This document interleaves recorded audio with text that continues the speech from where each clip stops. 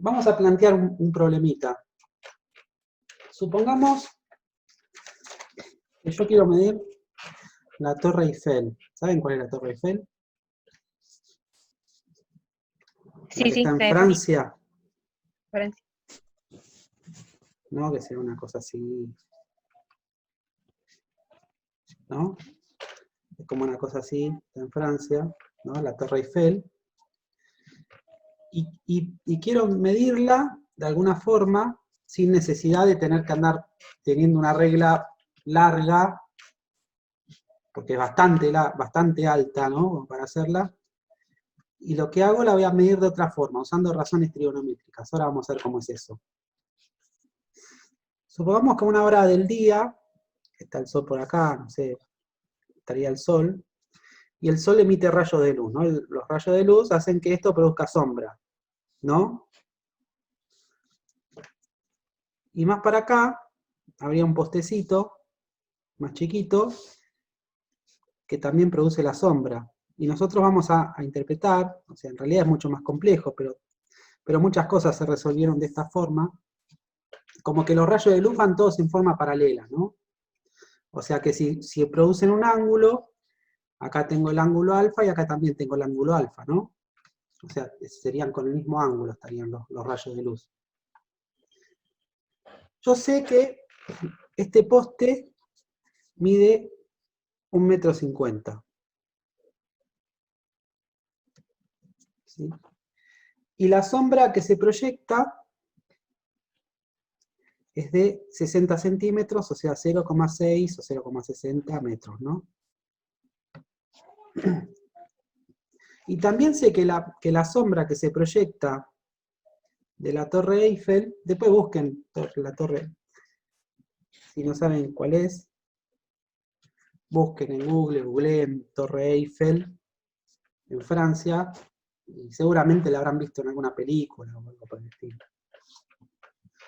Y la sombra que se proyecta de la Torre Eiffel es de 130 metros. O sea, fíjense, si algo de 1,50 m proyecta una sombra de 60 centímetros, imagínense, esto que proyecta una sombra de 130 metros tiene que ser bastante alta como para medirla con una regla, ¿no? Ahora, tratemos de ver lo siguiente. Si yo, a ver, voy a hacer un dibujito aproximado, o sea, lo voy a hacer como una liñita, hagamos que esta línea es la Torre Eiffel, y este es el rayo de sol que viene por acá, ¿no? Y esta, la que quedaría acá abajo, es la sombra, ¿no? Me queda determinado casi como un triángulo rectángulo, ¿no? O sea, esta sería la torre, este sería el rayo de luz, y acá sería la sombra, ¿sí? Si yo a esta varita, ¿no? A este poste que mide 1,50 m, lo empiezo a poner por acá, ¿no? La sombra lo va a tapar si yo lo pongo por acá, ¿no? O sea, no va a proyectar su propia sombra porque lo va a tapar la sombra de la Torre Eiffel. Pero va a haber un punto, justo un punto, en el que la luz lo alcanza ese poste y la sombra va a coincidir, este pedacito de sombra del poste va a coincidir con la sombra de la Torre Eiffel. Esto, si recordamos, aunque no sé si por ahí si no vieron razones trigonométricas, capaz que tampoco se acuerdan de lo que era el teorema de Tales, pero nosotros podíamos, o sea, estos triángulos que quedan determinados, ¿ven que quedan dos triángulos? O sea, queda un triángulo, si quieren lo hacemos un triángulo azul, el grandote.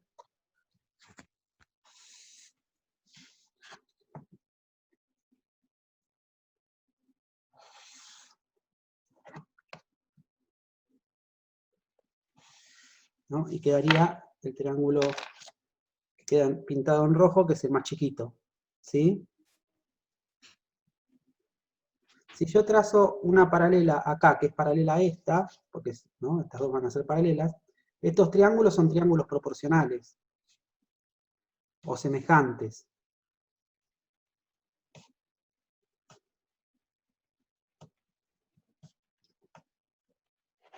Los triángulos semejantes son proporcionales.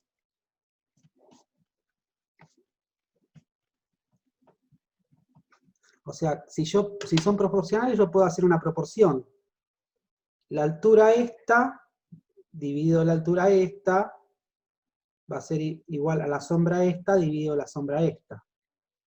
Por ejemplo, ¿no? O sea, si yo digo, la altura de la Torre Eiffel, ¿no? Que sería, que mide, supongamos que mide h la altura de la sombra Eiffel, ¿no? Que no la conocemos. O sea, la altura de la sombra, de la Torre Eiffel, dividido la altura del poste, que es 1,5, ¿no? Tiene que ser igual a la sombra de la Torre Eiffel, que es 130, dividido la sombra del poste, que es 0,6. ¿Se entiende esa relación? Más o menos, ¿no? Si quieren, abran el micrófono. Más o más. ¿Eh? Más o más. Mazo. Al tener, o sea, yo al posicionar, si tengo un triángulo, ¿no? Cualquiera, y yo empiezo a hacer líneas paralelas, por ejemplo, a esta base del triángulo, todos los triángulos que quedan acá formados van a ser triángulos proporcionales. O sea que si yo hago la división entre los ángulos, entre los lados correspondientes, me van a dar el mismo resultado. Eso sería una proporción. O sea, si yo hago dos divisiones y me da el mismo resultado, se llama una proporción. Y bueno, y lo que hacemos, comparamos, fíjense, la altura de la Torre Eiffel con la altura del poste, y la longitud de la sombra con la longitud de la sombra del poste, ¿no? La longitud de la sombra de la Torre Eiffel con la del poste.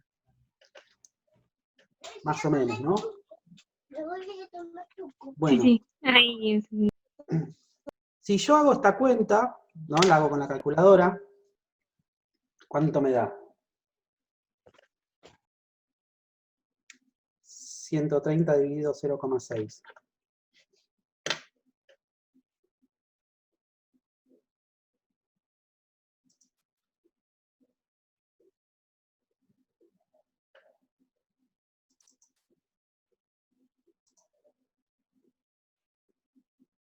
¿Cuánto me da eso? 216,6. A ver, 130 dividido 6, 6. dividido 0,6, 216,6666, ¿no? Esto da aproximadamente 216,6 periódico, ¿no? Ahora, ese mismo resultado no lo borre de la calculadora. Vamos a pasar multiplicando el 1,5 para acá, para despejar la h, ¿no? O sea que me quedaría h es igual a 130, perdón, a lo que me dio, 216,6 periódico por 1,5. ¿Cuánto da eso?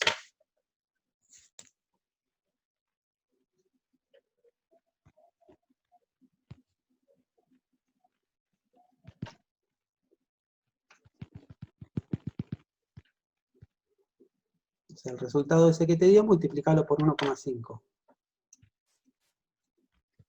1,5. 324,9. 324,9 porque le quitaste los decimales. Pero si no te da 325, si le dejas todos los decimales. Hola, Catherine. Y esta sería la altura de la Torre Eiffel, ¿no? O sea, después googleenla, van a ver que la altura es esa. Igual todos los datos son hipotéticos, no es que busque datos reales. Pero si ustedes hacen eso, si quieren calcular una altura muy grande, miden las sombras y comparan con una medida más chica, y en base a proporciones pueden calcular la altura más grande de un objeto, que por ahí no pueden medirlo con una regla, ¿no? Bien, ahora, perdón, yo saqué la hoja. ¿Terminaron de copiar? ¿Puedo cambiar la hojita?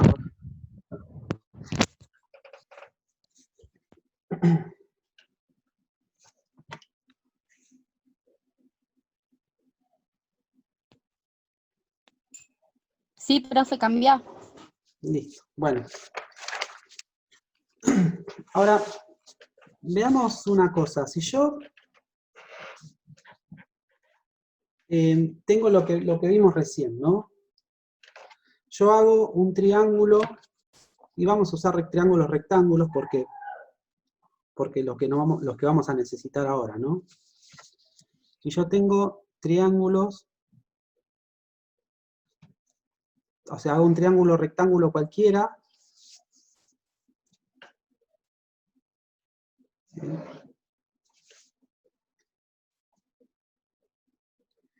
y yo empiezo a trazar varias líneas paralelas a esta, ¿no? Que está acá.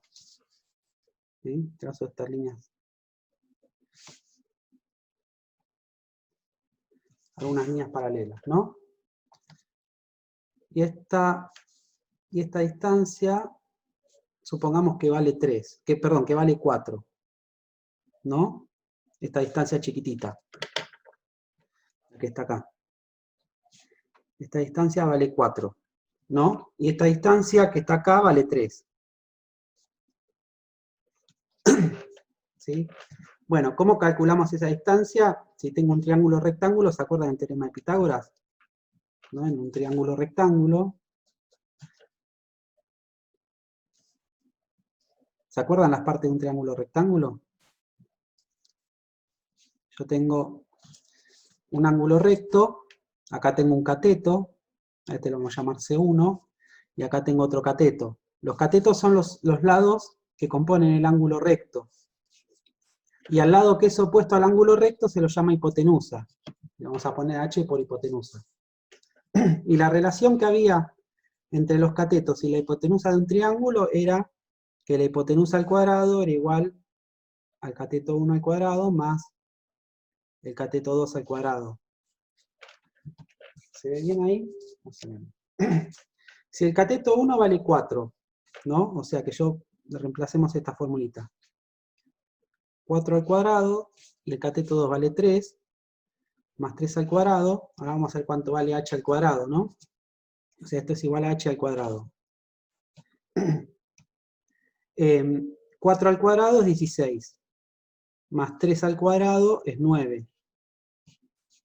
9 más 16 me da 25, ¿no? O sea, si yo este cuadrado lo paso como raíz, me queda que h es igual a la raíz de 25. ¿Y cuánto da la raíz de 25? 5. 5. O sea que no puede valer cualquier valor que está acá, ¿no? Si este vale 4 y este vale 3, y es un triángulo rectángulo, esto necesariamente tiene que valer 5. Eso va a ser con el triangulito chiquitito que voy a pintar de verde. Ahora, lo que se va a cumplir acá es que si yo hago todas, por ejemplo, si esto es el doble, si este vale 4 y este es el doble, este va a valer 8. Y lo que va a pasar con este, que si este vale 3 y esto es el doble, este también va a ser el doble. Y va a valer 6, por ejemplo. ¿Sí? Y si esto valía 5, entonces esto también va a ser el doble. Y esto va a valer 10. ¿Sí? Y si esto, pues, supongamos que es el triple, o es 4, bueno, pongámosle el triple, ¿no? Si esto valía 4, el doble era 8, el triple es 12, ¿no? Si este valía 3, este valía 6, el triple de 3 va a ser 9. Y si este valía 5, este valía 10, el triple va a ser 15. Siempre se mantienen esas proporciones. ¿Se entiende? O sea, si esto es el triple, esto también va a ser el triple y esto también va a ser el triple. Entonces, si yo hago, por ejemplo, hagan la cuenta, 3 dividido 4, ¿cuánto me da?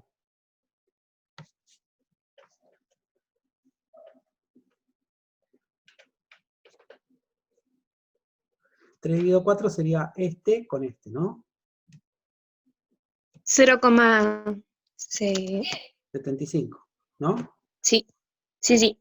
Ahora, fijémonos, el cateto que está abajo con el cateto que está al costado, ¿no? Ahora, ¿cuál sería el equivalente en este más grande? Supongamos que yo lo hago de azul a este, ¿no? En este más grande que está de azul. El equivalente al 4 sería el que tiene 8, ¿no? Y el equivalente al 3 sería el que tiene 6. O sea, fíjense, la cuenta sería 6 dividido 8. ¿Cuánto da?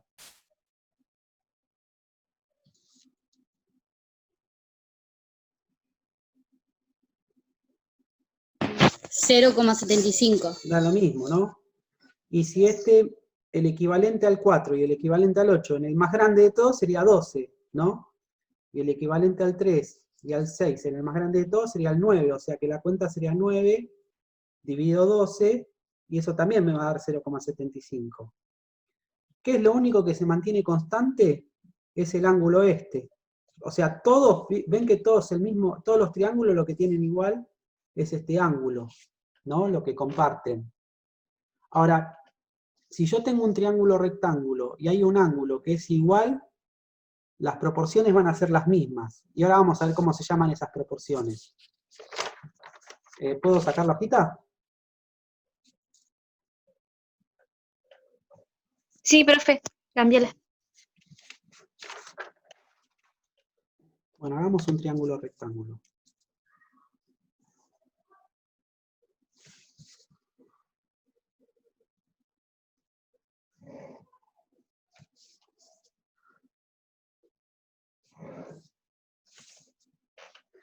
Bueno, este es el ángulo rectángulo, el triángulo rectángulo, este va a ser el ángulo recto, el ángulo de 90 grados, y vamos a tomar como referencia un ángulo, y no importa ahora cuánto vale, pero lo vamos a llamar alfa, ¿sí? El lado que se opone al ángulo recto, ¿se acuerdan que se llamaba hipotenusa?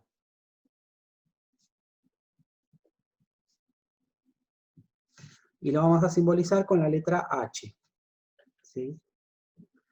Ahora, acá tengo los catetos. ¿Cómo lo vamos a llamar a estos catetos? Bueno, si yo tomo como referencia el ángulo alfa, voy a decir que este es el cateto que se opone al ángulo alfa, ¿no? O sea, el cateto opuesto lo vamos a llamar.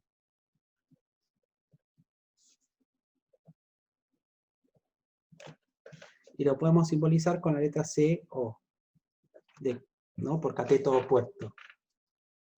Y a este cateto que está pegadito al ángulo alfa, lo vamos a llamar cateto adyacente.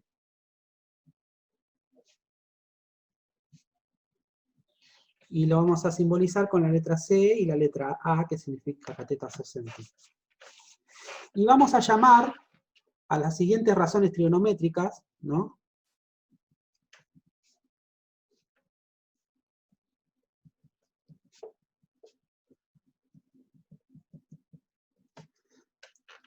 Vamos a llamar el seno y lo vamos a simbolizar con sen. El seno del ángulo alfa va a ser igual al cateto opuesto dividido la hipotenusa. Esa va a ser una razón trigonométrica. Y esto está en las calculadoras, o sea que si ustedes quieren calcular el seno de un ángulo, el coseno de un ángulo, lo apretan en la calculadora y listo, ¿sí? Al coseno, que lo vamos a simbolizar cos, el coseno del ángulo alfa va a ser igual al cateto adyacente dividida la hipotenusa. ¿Sí?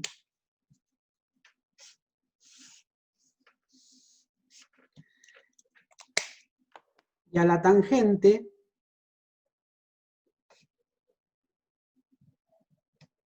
la vamos a abreviar con la letra T y una G, del ángulo alfa va a ser igual al cateto opuesto dividido el cateto adyacente.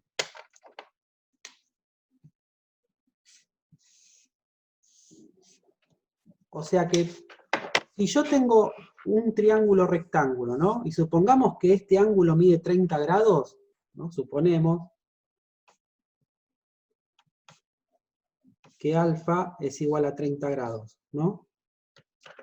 no importa cuánto valgan estos tres lados. Siempre que yo haga lo que vale el cateto opuesto dividido la hipotenusa, siempre va a ser el mismo resultado, siempre que tenga un ángulo de 30 grados. ¿Se entiende?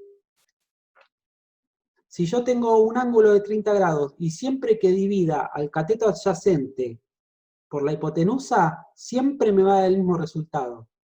Y si sigo teniendo el ángulo de 30 grados y divido al cateto opuesto sobre el cateto adyacente, siempre me va a dar el mismo resultado.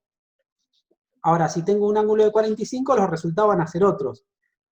Pero todos los triángulos que tengan un ángulo de 45, siempre que haga esas divisiones, siempre me van a dar el mismo resultado. ¿Se entiende eso más o menos? Sí, profe. Igual les estoy hablando de algo nuevo que nunca vieron y que bueno, que por ahí en el aire es medio difícil entenderlo, ¿no? En el aire y en una clase por Zoom, pero bueno. Vamos a ver algunos ejemplos, que son ejercicios parecidos a los que van a aparecer en el práctico.